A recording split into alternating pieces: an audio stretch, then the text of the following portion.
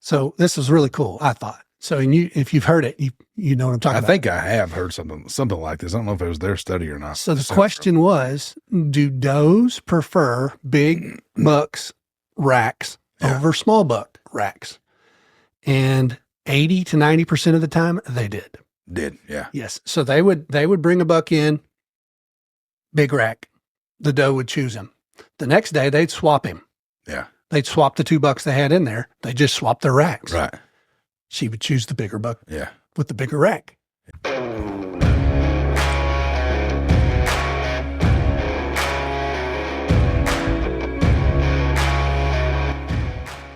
Welcome back, everybody. Welcome back to the Hunt Experience, episode 34. 34. Man, I know. we're doing good. It's the end of the year, too, man. Yeah. You know? We're doing good. Yeah, if you're listening to this, it will be 23rd. December 23rd. Mm-hmm. This anniversary of Spike. It is, there you go. That's not going to happen. It's supposed to be 60 that day. Yeah, I know. Yeah. We're having So a heat aggravating, wave. dude. Jeez Louise. I set, what was it? Switched to the northwest, cooled down just a little bit. I was like, I'm going to go set. Yeah. And I had 3 bucks come out early, like 3:30. Nice. Well, 3:30 and then around 4:30. They were 2 of them were together. One of them was alone. One of them was a new little buck. I think he's 2.5, but he's really cool. 8-point, straight out of his head, just The probably short time probably one. 4 inches tall. Okay. And he came in middle round. Then I had another smaller tight racked 8, and then I had my goofy little 3-pointer in there that night. Nice. So last night I had the big 8 back. I say big 8, the one that I was standing above there. The one you could have rode. He's been gone for a while. And he comes in on the northern end of the food plot, but I think he came from the east. The way he came in kind of back first. Okay. So picture the plot screen. My camera's on the tree facing west, plot screen there. There's 2 does in the food plot, and he walks by nose down. In the next picture, I got 2 blurry pictures like he's pushing So he's checking them up. something around. So I was like, You know, that's kind of what happened to me last year, December 23rd was that. Yeah. Or 2 years ago, I guess. Yeah. Well, it's funny you say because my 10 has been gone Really? until last night. Yeah. Jody's one of his big bucks has been gone. Really? So like been gone a week. Yeah. And both of them came back last night. Yeah. So maybe something to that, huh? Well, I remember the last time we were talking, I was contemplating on killing that 4.5 busted up buck, and I went hunting that evening, and he daylighted twice, and then he disappeared. He came back last night. Okay. Was he with the other one or just? No, he was actually teamed up with that goofy 3-pointer. And when I say goofy, I mean he's probably he's that real tall one you're talking about? 14 inches tall or something like. He's all over the farm on every camera, checking everything out. So your place is starting to do what it does. I don't know, man. I hope. I mean, got your dad and I sharing that 12, but he hadn't been. Well, we haven't had him. Really? He came back the next day after you got him. Yeah. We had him that evening. Mm-hmm. Ain't had him since. Okay. I think I had him probably a couple nights after that, and then done. Ain't had him since. Okay. So he may be going back up the top. Yeah. Could be. Who knows? Could be disappearing like I'm out of here. But yeah. Cool buck. He was, yeah. I mean, super narrow, man. I can't, it kind of reminds, I told you when you sent me that picture a long time, it kind of reminds me of Spike. Is narrow and tall and got that, all that little trash, but I can't age that deer. Yeah. So for those that don't know, when he says Spike, yeah, he's talking about the big buck he killed. How many points was it? Do you remember? No. I don't. 13, 12, 13? I don't know. Maybe more than that. Guess Stuff 14, 15? Yeah, I can't remember. Anyway, he calls him Spike because he has this giant point off the front. Yeah. It's He wasn't actually a Spike. He was a 176-inch deer. Yeah, once in a lifetimer. Yeah. Arkansas buck. Hard to kill. I was like, I'm talking to you. I don't explain stuff. Yeah. But, Well, the other day you had said Spike. Yeah. And I'm thinking, that sounds like he is hunting spikes. Yeah. So that's the reason I just want to hey, it's early. I might be. I don't know. Yeah, But hey, he what kind of makes you reminds me of that with the little bit of trash and stuff, and, Yeah. and his narrow and his height. Yeah. But real tall. what do you think? You've got some pictures of him. I don't know if he's ran down from the rut or if he's like 3.5. I think he's 4. Yeah, but I think he's, I mean, I you couldn't tell. got to think about the ragged run. Yeah, that's kind of what I thought. I was like, Mhm. gosh, his Yeah. antlers say 4.5, but his body says 3.5. Yeah, he's slim. Yeah, He's not big old hefty thing. no, not at all. So, But and again, we talked about it last week, his front matches his back right now. Yeah. So that's why I think he's 4. yeah, I mean, that's my guess. Yeah. But even though but I was noticing the same thing. He looks run down. yeah, He really does. yeah, for sure. Rut wasn't all big. I mean, neck wasn't all Yeah. swell out. Or Yeah, nothing. he looked pretty beat up. As I was like, I think he's 4.5, but I'm not really sure. But like we're talking about, 1 mile, 1 3/4 miles between Is that what it was? your At one spot point? and Dad's spot. Yeah, And did you know they're perfectly in line? Had no idea. never drew a line there. No, I've drawn It's lines to a lot of places before, but It's like straight across. Really? Yeah, it's so crazy. I mean, like I drew a straight line from you to Dad's spot, and it's 1 mile and 3/4, yeah, and it is straight as an arrow. And I thought, well, there you go. Okay, it kind of makes a little more sense. Yeah. I mean, They he's kinda- covering a lot of ground, but yeah, open ground. open ground. So that's at night. Yeah, That's at night. yeah, because ain't nothing but hay fields. Nothing. Yeah, and then Yeah. you get to the thick when you cross a creek and go through the other. My neighbors over there. Yep. But Yep. yeah, I was getting him like at, I don't know, 12:30, 1 o'clock, 2:30, Yeah. like that. Now he had some hour after dark stuff. Oh, really? Yeah. So I mean, he tells me he was probably laying Sure. somewhere over there. Yeah. But had him regular for a while there, and then you said, man, I've got this cool buck. Check him out. I said, I know that one. I was pretty sure it was that Yeah. one, but I was going to Yeah. let you say it first because, like, man, I don't know. I was really if he was going to be a regular deer, I was like, I don't even want to really kill that thing, honestly. Like, and let the pops get it with his. Oh yeah, yeah. Well, it is what it is. And by the way, what was that? The muzzleloader hunt. Mhm. He was back there, and there's a buck we called Knuckles. I named him Knuckles because his twos lean over like this, and they look like knuckles. Where Really? they're not sweeping; they crook Oh, over. really? Yeah, and I called him Knuckles, and Dad passed that buck. Really? Yeah, a 3.5-year-old. But I mean, Yeah. he hasn't killed a deer all year. Look at him. I know, and I was like, well, what's funny about it is I was at the house, and the pictures come up. Getting the pictures, and I'm like, oh gosh. I said, that's Knuckles. And he's got 2 other small bucks with him. And then I'm like, Dad's there. Oh, yeah. And there's another pic. And there's another You're pic. just waiting for a text. I was waiting for the shot. Yeah. I was ready to see it happen. Yeah. But no, he called me once he get down because there's no cell phone service down there. But Oh, once he gets out, he calls me, and he's like, as soon as he calls me, I was like, you had some fun. He's like, that was a fun hunt. He said, that was Knuckles, wasn't it? I said, yeah, that was Knuckles. I said, yeah.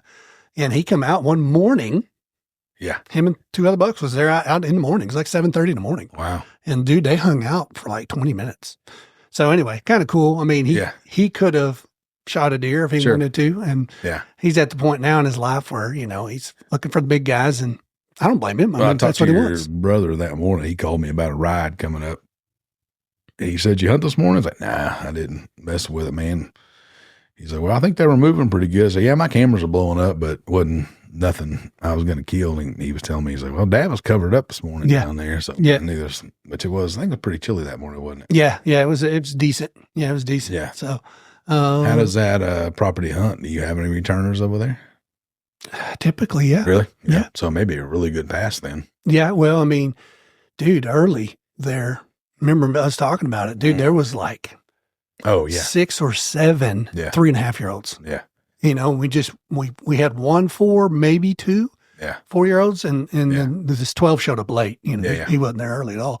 And, you got to think some of those had made it through. So Sure. there may be some whoppers running around there next year. Yeah. We got what, 3 more days of rifle, and then pretty much everybody but me will be done hunting. Yeah. Just be the bow guys. Yeah. Yeah. It'll and just be me left Yeah, in you- Sebastian County. you'll be the only one. Yeah. But it's worked for you. So whatever works, Yeah. I think I'm gonna go this evening. It was pretty cold this morning. Mhm. Wind's coming out of the northwest. Mhm.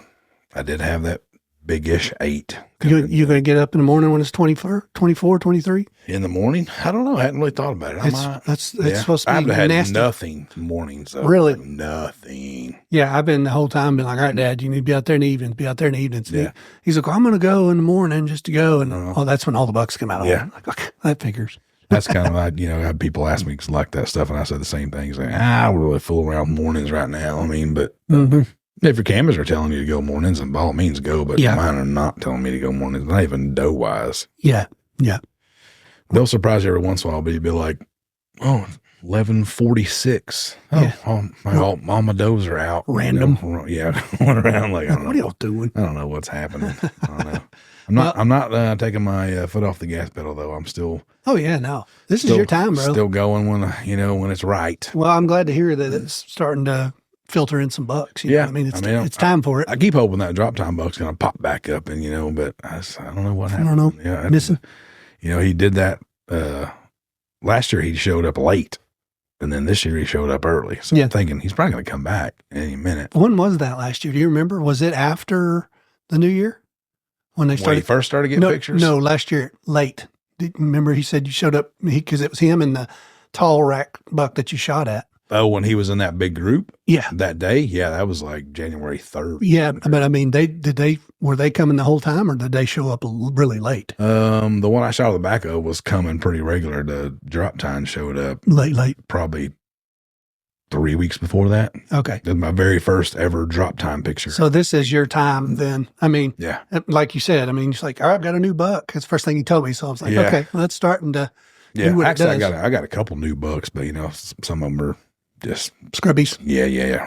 Real scrubby. Well, I had 4 last night. The 10 was one of them. Really? And one of them was new. I didn't recognize him anyway. Okay. And so there's that. I mean, that's I got those blurry pictures. Made me kind of think that one of those fawns kind of maybe coming in or Well, they're hoping they are anyway. Yeah. Because he definitely had his nose down. The first picture I got, I was like, that looks kind of familiar. The very, very, very first time I met him, that's the way he kind of was rolling through. Well, I went around and did what I'd say is my last feed. Yeah. Our new spot over there. Mm-hmm.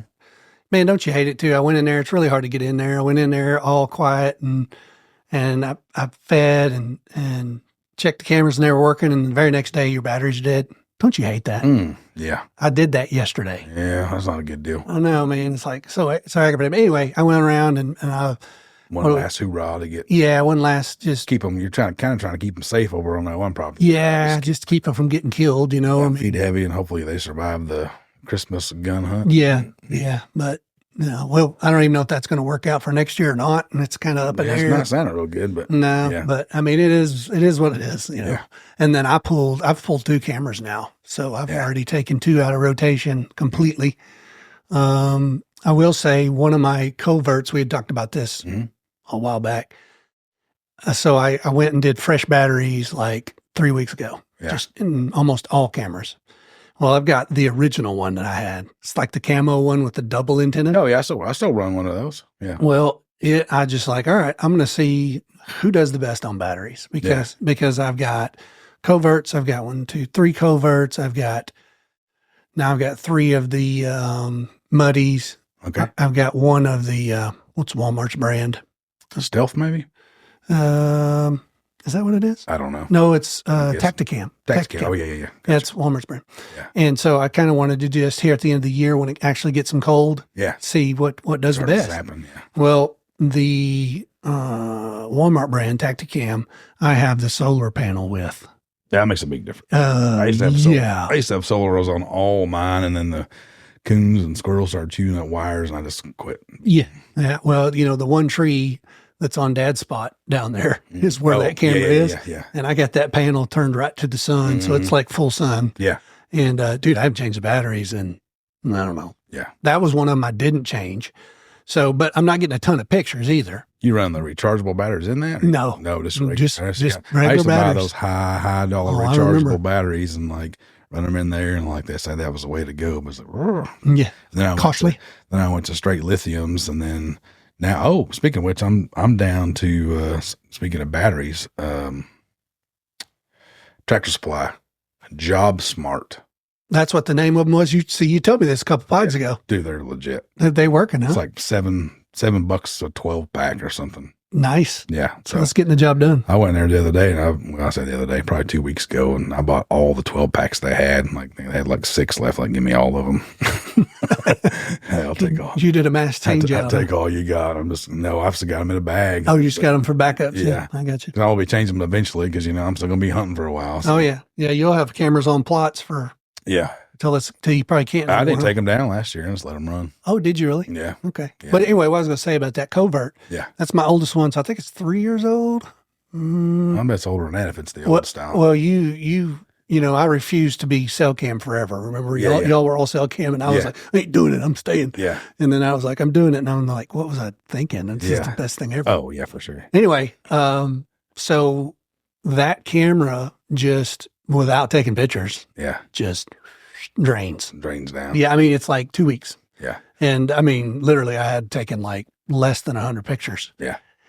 In the same time that I took, 1,500 pictures with the other covert in the same amount of battery. Yeah. So it's like the battery so that camera must pull a little bit, I guess. Yeah. So anyway, I thought you still had some of them. I do. I quit buying the higher ones. Because really the only difference is they have like GPS and all that. GPS on them. Yeah. You get those, WC30s for like $100 or something. That's my other ones. Yeah. So I think I'm running all those except for one of the old ones I have left. That's the same way I am too. So, and my other one I sent off the style I had because the lens was foggy, and they said, "Hey, it's they're really good customer service wise, but you can upgrade to this one for this much." Like, well, you just send me one of those WC30s and call it even. Like, yeah, we can do that. It's like, yep, done. Forget about it. Yeah, I don't even care. Oh, they work good. They work good. I've had a fog issue. Really? Yeah, and it's just on the back cam, and so I swapped them. I thought, well, it's let's see if it's the camera. It's not the camera, dude. Is it? You think? Is it because it's so low and wet back there? Is it like one time they sent me like deal? this little O-ring that went around between the outer case and the lens. See, I swapped them, dude. I swapped it to the front. Yeah, but I'm saying if you're getting that moisture issue, you probably not have to go through them. You probably just go find you an O-ring that fits over that lens. Cause that's what they sent me one time because I was having the same problem somewhere. I think it was up on the mountain somewhere. This thing was fogging up like crazy. And it's like, all right, we'll send you this, for nothing. It was like a little O-ring you could get at O'Reilly's or whatever. I think last night, I'm pretty sure, or maybe the night before, I got a picture of a big buck, but he's not the 10 that I can tell, but it's that fogged out like, Oh, yeah. Yeah, it's like, so I don't know. And I tried, anyway, long story short, back there, I tried 3 different cameras and they all fog up. So it's like, I'm right there on the bottom in that corner. Like maybe there's something happening there. Gotta be. Yeah. It's like more moisture. Yeah. I don't know. Anyway, yeah. I just thought that was interesting. I'm trying to figure out how to stop that, but you may try that little O-ring deal because it's like that's what they sent me and it did fix the problem. I can't remember what was going on exactly, but so go back to the night I had the 3 bucks come in. I had a northwest wind. Actually, it was kind of a northeast, a little bit of northeast in it, but all 3 of the bucks came from the north, entered into the food plot with the wind to their back. Strange. I don't know, man. I mean, I think that's a comfort thing. You got to be like good here. No low pressure kind of deal. Yeah, I would think. Made me feel good. It's like, yeah. They don't have a clue in the world that anything is going on around here, and they're super comfortable if they're just walking in. But they were new. The big 3-pointer was not new. Was he the leader? No, well, he was the first one out. Okay, well, there you go. Yeah, it's just, it's like 3's like, dude, I've been here for months. Yeah, there's a guy that gets in that stand occasionally. But he came nothing out, to worry about. He came out like probably a good 45 minutes before the other ones did, though. They weren't all packed together, so maybe they seen him out there. You think could be? Yeah, something like that. He didn't hang out a real long time. He came in from the north, walked up, went to a corn pile for a couple seconds, and believe it or not, I was watching our last podcast. It may sound vain. I don't know. Yeah, whatever. But we're the only ones that watch it, I think. yeah. So I kind of had my head down, look up, because it was like 3:30. And then covert goes off, and I got that big plot screen, so I can't see that corn pile from the mansion. And I look at it, and it's him. I'm like, so I start trying to screw with him. I crack open the window, start grunting. I start, can calling him. Let's see what if this thing reacts. He didn't react to anything, but he walks up a little bit, cuts through, eats a little bit of grass, and then takes right back off to the other corridor and then dips out. That way I kind of watch him through the, when you're looking through binos, you can almost kind of see through the woods a little bit. Well, he took the corridor and then cut straight north, I guess, like going over the neighbors. But then those other bucks showed up almost right beside the 360 blinds, popped right out right there. They were together for sure. Nice. Huh? And they skipped the lower section altogether. They just hit the little brush hogged area and just walked straight to me and just fed up top. So I'm like, what are y'all doing? I got all this food plot out here, and you walk the whole length of it to come to the top of it, which I thought was kind of odd. It's a little bit different, huh? Yeah. Well, it's like I heard somebody say once, if the bucks only used the wind, they'd all end up in Canada on a cold front. Yeah. You know what I mean? Yeah. When I'd say the same thing. When people first started telling me, they're like, oh, they're only going to come in, with the wind in their face. Like, well, probably to a food source, I would see that. But they can't always walk in the wind. Yeah. Yeah. No, we can't. No, yeah. Seriously. At some point, it's got to be at their back. Yeah. Yeah. But I don't know. I mean, I think you see that more as the deer get more comfortable. That's the way I took it. It's like, man, they must be like super chill. But I mean, to be fair, I hadn't seen those two. There were two little 2.8s. One was wide and one was a tight rack little 8. And they just strolled in there like of course, I mean, they could have been there 100 times and just didn't pass by a camera. Well, you know how that is. Yeah. Yeah, that happens a lot. Because they did not, they were eating straight green. They didn't touch a corn pile. They were green all the way. Yeah. That they walked the whole length of the food plot to come to the tip of it there to eat. Which I thought was kind of weird. Interesting. Yeah. Checking it out, maybe. I don't know. Weird. Yeah. Deer, man, I tell you. Yeah. So I'm going to go this evening. And like I said, I don't know. There's that 8 showed up last night. That 4.5 that I've passed a couple times that's broken up came. Still a chance of 12 could pop out there. So I'm like, I might as well go. Might as well. Barometer's up. It's clear cold. And like, that's my jam right there. That's your weather, man. So I got a little something for you. Yeah, let's hear it. I travel and I listen and you know how I am. So I guess the best way to describe it is I'm a deer nerd, man. I want to know everything I can know about their habits, their travel patterns, everything. Yeah. So, I talked about it before we did the moon thing. Oh yeah. From the MSU Deer Lab thing. Yeah. Well, I was listening to one the other day and I just thought this was super cool or interesting. So they did a study to find out if does select their bucks. Okay. Because we're always vice versa. We think the bucks chase them until they give up, right? Yeah. Okay. So what they did is they have captive deer, obviously. Sure. But it's a big area. I still don't know what the size is. It's large. Yeah. And they wanted to find out, does a doe have a preference when it comes to bucks? Yeah. Does the bigger antlered buck get the does? I've heard that. Okay. Well, here's what they did. So they brought does in, and what they found out is they could inject a doe to put her into estrus. Oh, we need to get some of that. Yes, we got to start darting them. Yeah. But some hormone therapy going on. That's exactly what they did. So they would bring a doe in to an area, and they would bring her 2 bucks. Mm-hmm. Okay. And one buck would be a small rack buck. Yeah. And the other buck would be a big rack buck. And to see which one she would pick. And They said, all right, we want to push this even further. Let's get to where we can take the buck's antlers off. Yeah. See, I've heard something like this before. Mm-hmm. And it's that they did a study. This is it. And so what they would do is they would, put the bucks in there. She would pick a buck, and they would study this over a long period of time with several different bucks. Yeah.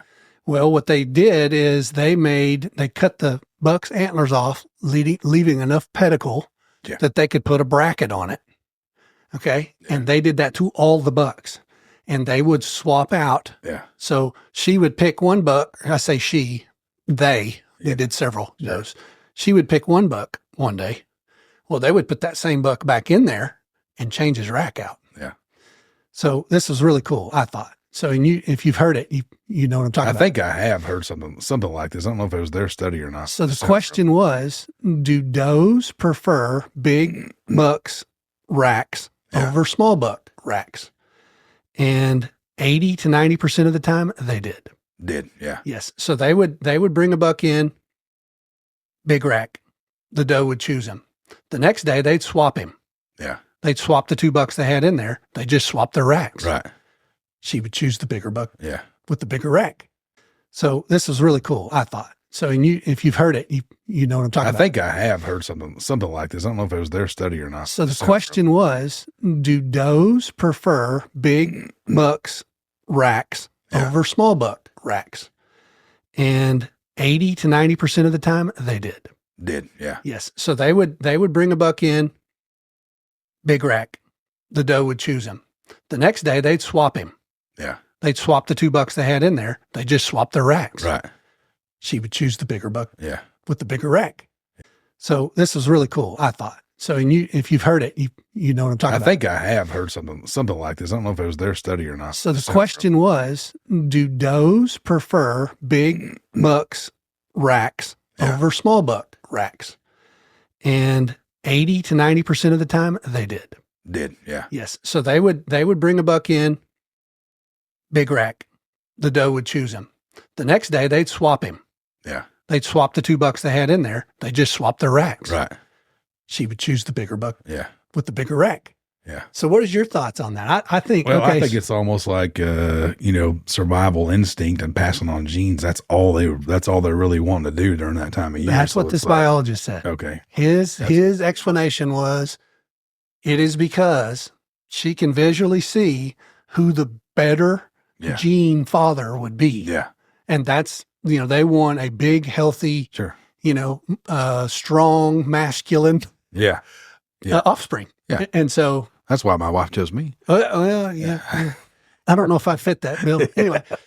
I just thought that was super cool. I had seen it years ago when the study maybe first that's came what out. it was like. Because I was fixing to ask if it was a new study because I've been down this road before. I think I feel like it's an older study, but there was a pod the other day that I watched. Okay, and this was that biologist, whatever his title is, from MSU. Yeah, he had retold that whole study again. I just think that's cool, man. Because so what they actually put these disconnects on the antlers, and then they would like put brown tape around them so that they couldn't tell. And dude, 80 to 90% of the time, the doe chose the buck with the bigger rack. Yeah. So my deal is this: when you get a big buck on your place, does he have to work for those does? Or are they going to stand when he says it's time? Because he knows when they come into estrus. Yeah. Are them does gonna run him all over the country? Or are they like, this is the guy I want? Yeah. You know what I mean? I think a buck like that would probably travel farther, an older buck. But as far as, we talked about the other day about like the time, like, man, a lot of the bigger bucks, the older class age bucks are like killed at 11, 12, 1, 2. And I was thinking about that. So I started doing a little reading on that. Like, I wonder, because, we talk about like your favorite time of year to hunt. Mine is not the rut. I don't really care for the rut that much, honestly. If my place hunted early seasons would be my favorite, but I'm kind of forced to love late season. But anyway, read several articles, and basically what happens is those older class bucks, they're not going to get up. No, not always, but early in the morning unless they're actually chasing one. But they'll wait for those does to bed.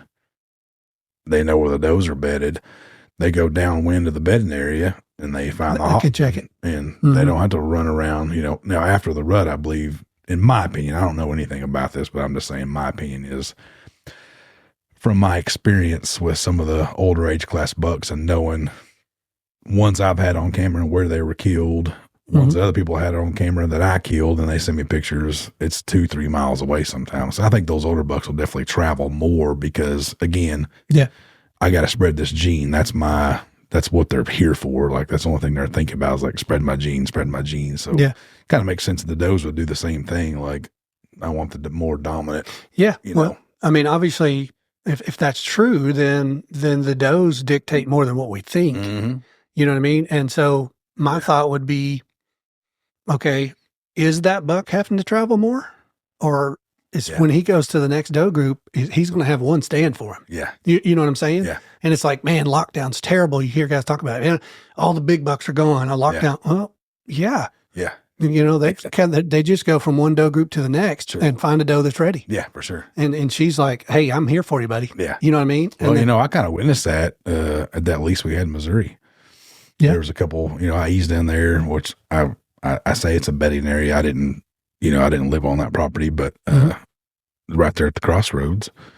And I eased in there way before dark. Had a set pre-hung. Lone wolf climbed in real quiet. It's that big 10 point that I couldn't get a shot at. But there was other bucks that had walked through that morning, and I'm talking within 10 yards of that, but I couldn't see him. He was laying there with a doe, and that's basically what happened. There was like 2 more does in there, and they walked across the creek, and then he stood up with those 2 other does, and he was trying to push off a little spike. Is how I saw him. There was a little deer underneath me, and he stood up to get that one out of there. Yeah, and it's like she wasn't running from him at all. Yeah, she was his. Yeah, yeah. I don't know. I found that really cool to think. Yeah. Okay, the doe plays a lot bigger role in deciding what buck that she gets bred by. Now, keep in mind, she gets bred by several. I'm not saying that. Yeah. But I'm just saying that, it's like they'll almost be submissive to the buck they want. Yeah. Yeah. And so you see these forking horns and little 6 points and stuff always pushing does around, and they're running, like bolting from him. Oh, yeah. And then, it's like when she's in estrus, she's like, oh, that's the one I want. Mm-hmm. You know what I mean? Yeah. So I thought that was really cool. I mean, Well, it's also something to think about. Kind of good news for the hunter too, because if if you have kind of like us, if we have some returning deer or deer that survive, like maybe this 10 point you have or whatever, he's bred everything he could possibly breed if he makes it till next year. Yeah. So now you've got those genes for 3 years, 4 years from now, spread out there. Yeah, probably to the maximum of his ability. So yeah, that's a good thing for the hunter side too. Yeah, I think so. I found that really interesting. I mean, that was something I've never really thought about. Yeah. And to think that it does impact a doe's decision on whether she wants to be bred or not. Yeah.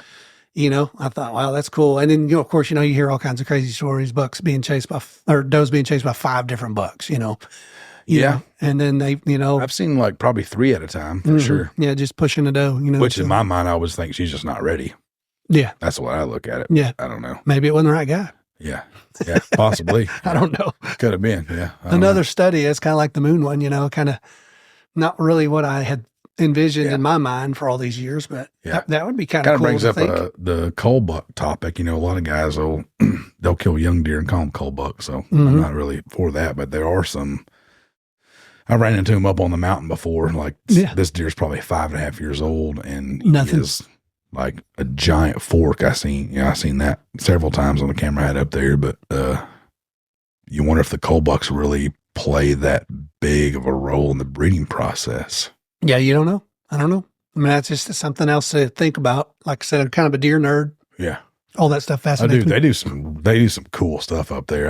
I wish in my younger years I'd have that's what I want to be. Pursued it. I'm gonna go up there and take a biologist deal. Like that's so cool. Like this, and they're so proactive with and I think their state probably hunts great. I don't know if they have really, really big deer there, but I bet it's, Yeah. I read something the other day that their average deer killed's like 3.5 years old. 79% of their deer are like 3.5 year olds. Yeah. So, as states go, it's one of the states that's managed well. Yeah. I would that, think it's kind of like probably due to that whole process. Absolutely. Because they actually talked to him about this, and he plays a role in the state's decisions. Okay. Yeah. Because, their game and fish come to him and get advice. Yeah. What do you want to do? Yeah. What do you think's best for and like he talks about, and all states are this way, they're all searching for a quality experience for the hunter. That's what, and it's some of them. Maybe. Some of them. Yeah. Let me back that up a little bit. Some of them are, the states that are being successful. Yeah. That's their mentality. Yeah. The ones that are about the dollar and about getting hunters here and all of that, and people having an experience. Yeah. I think that's different. To have hunters in an area, you have to be pretty well managed, with the exception of ag. I mean, you go into those big ag countries, you can probably, like, I don't know, you may not have to do a whole lot as far as, you got to do. So as a whole, the hunting community, we can't police ourselves. So there has to be something, there, some sort of restriction. Sure. With the exception of youth season. Sure. For hunters, how many deer you can kill, or some states do main beam link, some do spread. Arkansas used to have the 3-point rule, which I was a huge fan of. Yep. It made a difference. Oh, guarantee it. Yeah. It made a difference. Huge difference. Yeah. At least save the 1-year-olds. And then, what could you do at that point, to get them to, if you get them to 2.5, now you're talking 3.5 fairly easily, the ones that make it through. So I don't know. I'm not a biologist, but I wasn't a fan, with the exception of the kids, obviously. Sure. And, I'm not against any meat hunter out there at all, but if you can, shoot a doe. Exactly. That's, honestly, if you're, that kind of goes back to that statement I made a minute ago. I've been texting some pictures this year, like, well, I took out a cull buck. I'm like, that's not a cull buck. That's a 1.5-year-old 6-point. Yeah. Bro. Like, he's actually got pretty good genetics for a 1-year-old. I know. I don't say that, obviously, because I'm not. Well, yeah. I get it. Like, and everybody's experience is different. You know what I mean? Yeah. Like, I can't say my way's better than anybody's. But I'm the same way with you. So, what is it? I just read this the other day. In Arkansas, 2-to-1 ratio, buck to doe. So, kill a doe. Kill one early. Yeah, no, I get it. And I am a meat hunter. I've always been a meat hunter. Yeah. It's definitely nice to have around. Yeah, and my wife's a good cook, and that's just part of how we've eaten for 20 years. Yeah. But with that said, I've progressed as a hunter too. Yeah. And I'm not even trying to sound anything here, but when I first started, it was about getting a deer.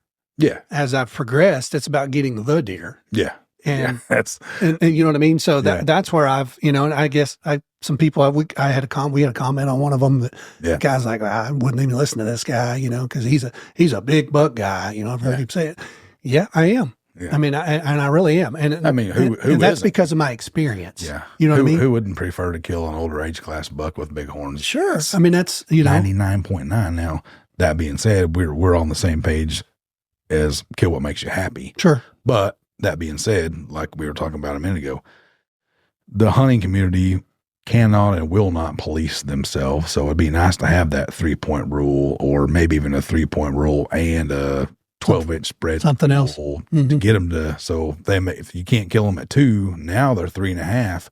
Yeah. Now we're, and maybe you can maybe you get 2 tags. You get anything over 13 inches wide and over 3 points, and you get a cull tag, I guess that could be pretty difficult, because a lot of guys would probably do what I just said and kill 1.5-year-old 6-pointers, but I don't know. There's got to be an answer to it. Like I said, with the exception of youth, and I'm not taking anything away from, again, shoot what makes you happy, but if the state intervened a little bit more, I think our state could change. Yeah, I don't agree with a lot of what we do. Yeah. I think we've still got some stuff out there that's antiquated and needs to go away. Yeah. I think they do try to a certain degree. We did get a velvet season this year, which I thought was kind of cool. That was just something for the hunter. It was cool, but then look how they timed it. Yeah, no, they timed it when all the deer were out of velvets. Yeah, what are we doing? It wasn't right. Yeah, but it was thoughtful. I'm trying to be positive. It was exciting for a while. Yeah, I was like, man, this may. And I talked to our taxidermist, and I ran into him in Track Supply one day. He's like, dude, what do you think about this mountain velvet buck? And he's like, they're not going to be on velvet. Yeah, they're going to be out. See, well, that was my first thought too, but I normally don't keep track. You set your cameras out earlier than I do normally. This year I never took mine down because of that season, but Yeah, he was like, yeah, they're not going to, which he did have one there when I stopped by one day to pick up some tools from him. He had a velvet buck there. Probably a doe. May have been, yeah, one of those transgender ones. Like, didn't Joe kill one like that one year or something? He had a velvet buck late season, or not late season, but normal season. Yeah, and he had something going on. I think he was missing some junk. Yeah, junk was missing. Antler doe, some tragedy, some crazy transgender deer he's out there killing. But no, I don't know. I was thinking about this the other day too. I think most states, of course, the Midwest is the big buck states, but most non-ag states, if you get a buck to that 4 to 6 year old range, you can have 140 to 150 inch deer. No, I think almost any state will produce that. I guarantee it. Yeah. And people's like, oh, we just don't have the genetics. No, it's the age. Yeah. We just don't get them to the age. I think nutrition plays some part in it. It does, sure. And genetics plays some part in it. I was talking to a guy, where are he from? Somewhere up like on Y City or something like that. And I was asking him, I was like, dude, how do y'all, there's tons of big bucks that come out of Scott County. Mm-hmm. And he went on to tell me some story about the minerals in the soil or, something like that in that area, which, it's plausible. It is plausible. But I think the biggest thing down there is the severity of hunting. Yeah. And the vastness. Vast. That's what I thought too. You know what I mean? It's so vast. But there are a lot killed too. So, yeah. I don't know. Got to be something to it, but I don't know. But, well, you go South Arkansas. Mm-hmm. Yeah. No good genetics for bucks. Yeah. I remember killing my first buck down there, and it was like 100-inch deer. Yeah. And it was big for the whole area. Really? Yeah. They were just freaked out. It was 7 point. And it was just like, man, this is a big buck. And it's like, and I thought I'd never kill a bigger buck. I'll be honest with you. Yeah. So that's the first one I had mounted. Really? Yeah. Yeah. And, like I said, I've never measured it, but I think it's like 106 or something. Yeah. And, I just thought I had arrived, but by the guys down there that I was hunting with, and I was 20 years old, they were like, that's a huge buck, man. You killed a whopper, So it's an age class thing down there, you think? Or nutrition? Dude, to me, I've always believed it was definitely genetics and nutrition because it's pine cutovers everywhere. Oh, yeah. You know what I mean? That's a lot of sense. Yeah. And if you find an acorn tree, that's where the deer are. Yeah. Matter of fact, that's where I killed one of my deer down there by the acorn tree. But anyway, strategize. Yeah. So, I think it's region. Yeah. Definitely some region plays into that somewhat, but I think overall, all states that aren't ag states. Yeah. If you let a buck get to 4 to 5 years old, he's got a chance to be 140, 150 inch deer. And that's, they were all states. Yeah. Like that. I had this discussion with a guy like 2 weeks ago, and we were kind of going back and forth on that deal. And it's like, in my mind, I'm in concurrence with you. Like, you get a 4.5-year-old deer that's not a freak or has had a pedicle injury or something like that. Yeah. I think is going to be mid 130s, 140s, and around here, that's a big deer. Yeah. No, we're proud to get something like that. Sure. Yeah. And we talk about it all the time, even on my place here and your place. I get to play a little bit of the game of letting that deer grow just to see. And we've killed. I was thinking of it today. I think we've killed 3 or 4 5-year-olds here. Yeah. And all the times all the years we've been doing this, and they're all in the 140s. Yeah. And that's what this area produces. Sure. Now, is there that white rhino in there? Yes. Is there giants? Yeah. Just crazy genetics? Yeah. They're there. But I think it's a really rare thing. Your buck, is an example of a deer that just kept growing. Yeah. 6.5-year-old deer, right? Is that 6.5. Yeah. And I had him at 5.5, and he put on a bunch between. But he was still a whopper at 5.5. Oh yeah, for sure. Remember that? Yeah, I was chasing him then. So yeah. So I don't know. I think age is a lot bigger than what we think. Yeah. And I think this day and time, everybody is a pretty proficient hunter with cell cameras and corn piles. We're more deadly now than we've ever been. Mm-hmm. Cell cams and, crossbows, longer gun season, crossbows, alternative muzzleloader season. Yeah, exactly. Yeah, for sure. And that's I think that is what it is. So, I mean, that definitely doesn't help for sure. No, That's another one of those deals where like, that's really cool that they swapped out muzzleloader because their reasoning was, a lot of bucks were getting retrieved. Yeah. But now you've got a lot of, you got a lot of little Johnnies out there during muzzleloader season that they didn't kill anything during youth, and they're going to kill, a 1-year-old deer. Sure. Not saying anything against that, obviously, with the youth, but I mean, saying it puts another weapon in their hands that it's a lot more capable of getting that done, which is, it's good to a degree because we need the hunters, you got to have that encouragement there. Like carry on sport. Yeah, for sure. Yeah. But the other side of it goes back to, somebody's got to police us. And, we were talking about trapping coons and stuff here a while back. Well, I said, man, I really don't have too many. Well, now I'm just like covered up with them. Right.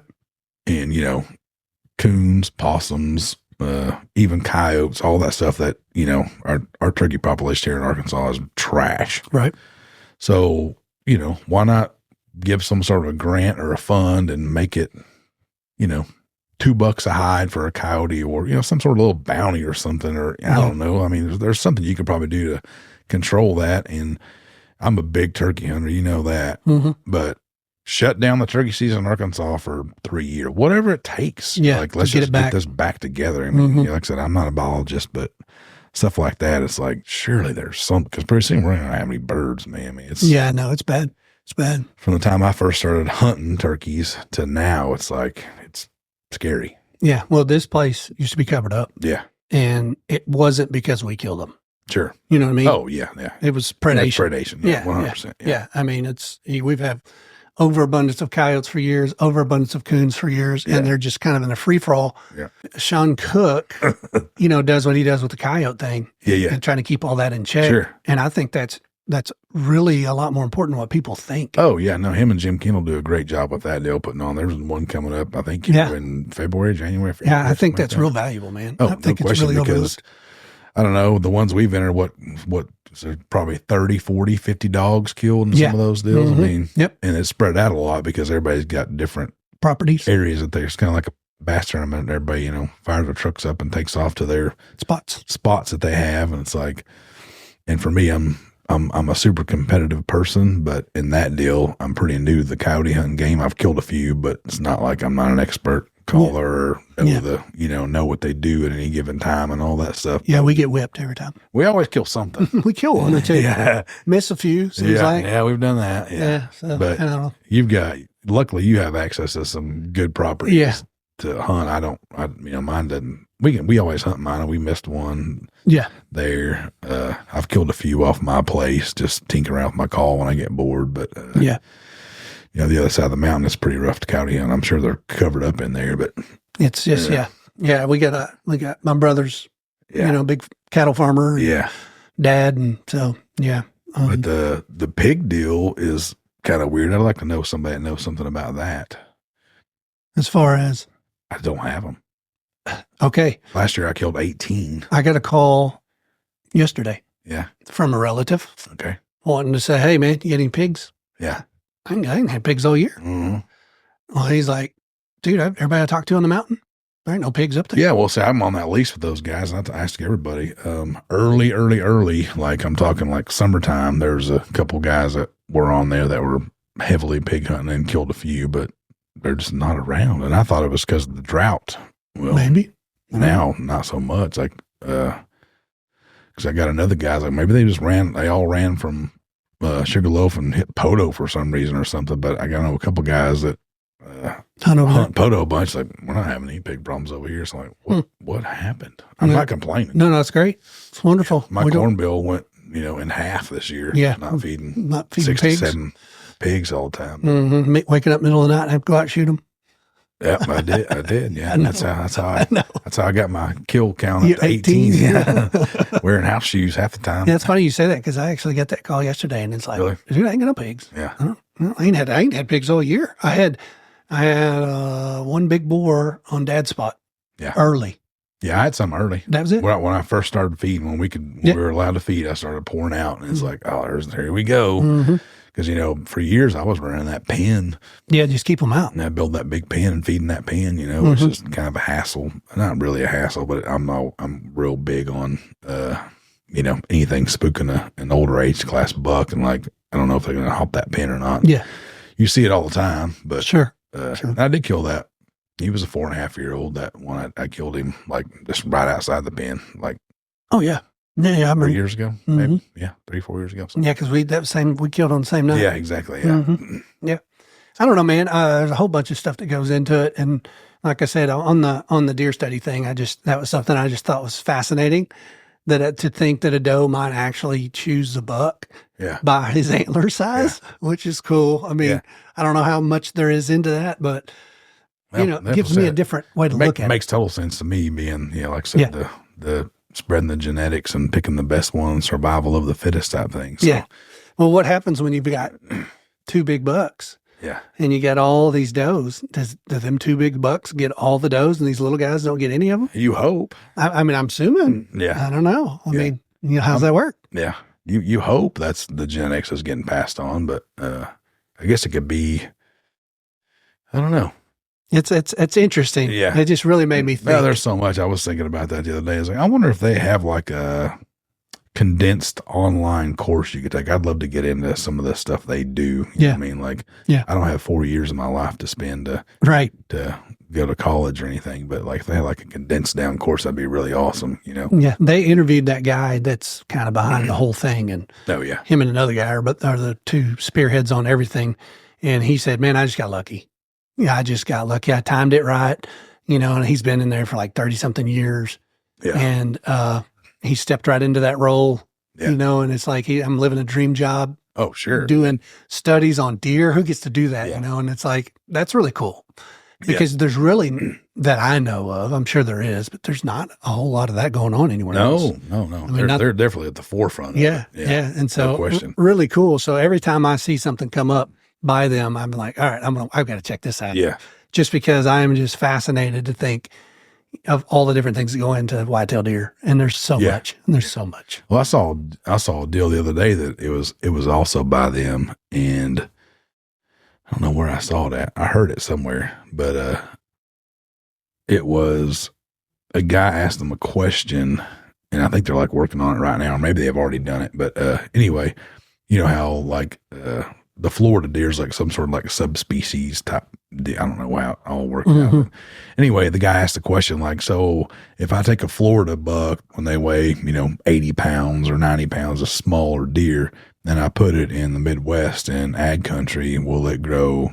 So they're starting to like capture these deer and like transport them. Study it. Study that. So like, that'd be interesting because that kind of goes back to what we were talking about. Is it age? Is it nutrition? Is it both? Is it genetic? I mean, there's so much that goes into it. Yeah. Well, I mean, there's some genetics, because those deer we kill in Missouri are much bigger than the deer down here. Oh, yeah. And if you brought that deer down here, all he's going to do is lose some weight. Yeah. His head ain't going to shrink. No. His shoulders ain't going to get narrow. You know what I mean? Yeah. So it's like, there's some genetic. Well, in even the ones that we've, cleaned and everything else, their bones are bigger and thicker, and like their rib cage is harder. I mean, you watch the videos and you've shot them with arrows before, and it's like, holy crap, my arrow didn't go all the way through that deer. Now, if you shoot them in the rib, a lot of times you see 4 inches of your arrow sticking out. You're like, what the crap? Yeah. I'm pulling 70 and it should go through, but those deer are, 18 inches wider. A lot bigger animal. And their ribs are way bigger. And like, so, I mean, there's that. I mean, I don't know. I think it's fascinating. I don't think I can ever stop studying it. No, because it consumes you. I mean, we talk about it all the times, like, why? Why? You're real good at asking questions like, what changed? Well, nothing changed, but this thing came in from and I guess that's just. It's like your buck's coming in with the wind. Yeah. It's like, they're not supposed to come from that direction. What are they doing? Not on a food source. I mean, I get they can walk where they want to, but you think, it was on the big plot. So they got a 2-acre food source, and they're just going to pop right in, like, wind at their back. Like, what's up? What's up, everybody? Happening. Like, dude, what are y'all doing, man? And I'm pretty sure the one was 3.5. Really? Yeah. Nice. Yeah. The other two weren't, but I mean, I think he was 3.5. So I'm like, you should know better. Like, yeah. What are you doing, man? Because I'm always like looking where they typically come from on a northwest winds, like right over here by the round bells is, Yeah. So I'm just kind of sitting here staring out the window, like, looking for movement or whatever. It's like, heck, what are y'all doing? Coming down from the bottom. Now, does do it all the time. Yeah. They live there. That's why I say that's like a comfort thing, I would think. Yeah, for sure. Yeah, they don't give a rip. Nah. Ain't had no pressure. I rode up on one the other day. I was going to the south side. I say the other day, probably a couple weeks ago, and she was in the Highline wire. Dude, I rode right up on her. She's just hanging out, huh? Yeah. Then she goes in the woods a little bit and just looks at me like, okay, that works. Go on by. I guess I'll move. Yeah. I was about to do one of those, steer wrestling deals, like go off the bike and grab her around the neck and see what happens. Yeah, so I don't know. As it goes on here, we got the Christmas hunt coming up. The season is, because I'm going to try to get out there tonight. Get after one this evening. Get this wrapped up in time. I'm going to go home and head out there and see what's up. Maybe, you never know. Next 2 evenings going to be cold, brother. Yeah, I know. So, never know. Well, dude, if I don't see you, Merry Christmas. Yeah. 23rd. Yeah, it's the 23rd. So this is coming out on the 23rd. So, yeah, we'll be doing that. Are you done with Christmas? You ready to rock? Dude, I've been done. Yeah. The wife starts in like, I don't know, July. She handles it, huh? In July, but I got all hers done earlier than I normally do. And good. Had to go pick up the boy from X&A last night. And he actually, one of his jobs in the military was to like drive people to the airport and stuff. And he calls me and says, I'm going to miss my flight. I'm like, why? I was like, it's taking me longer to get to the airport or whatever he said. I'm like, dude, how do you mess that up? You drive the airport every day. He's like, I don't know. It normally takes me 15 minutes. We've been sitting here for an hour and 5 minutes. Oh, geez. So we caught a later flight that was, he's supposed to fly in like a 5-something X&A, and he ended up flying in like an 8:10. So it's the conversation like, well, do you want to just get ready, go ahead and go on up there and eat, and we can drive around and look at Christmas lights? I'm like, no, I really don't want to make this a whole thing. I really don't. Like, well, if we do it now, you want to do it this weekend. Like, deal, let's go.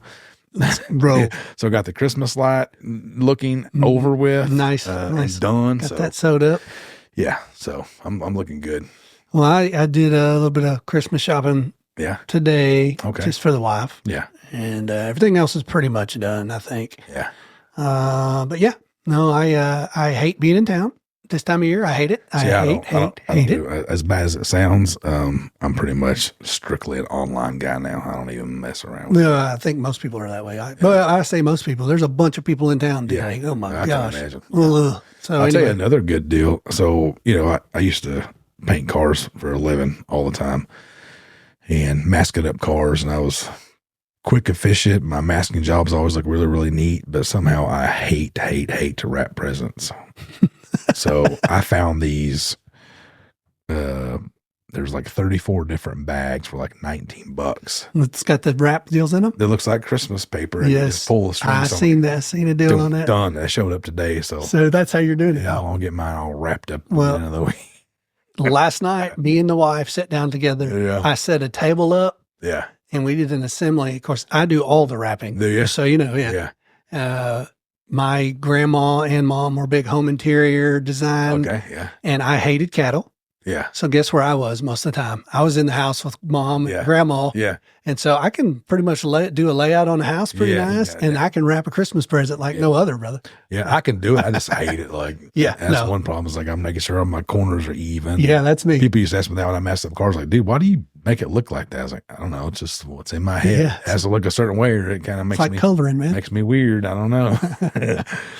So 23rd, this will be out. So our next one will be out till after Christmas. So Merry Christmas to everybody. Everybody out there, Merry Christmas. We want to thank you guys for listening. We're wrapping up a year here. Yeah. It's kind of a milestone for us. Yeah.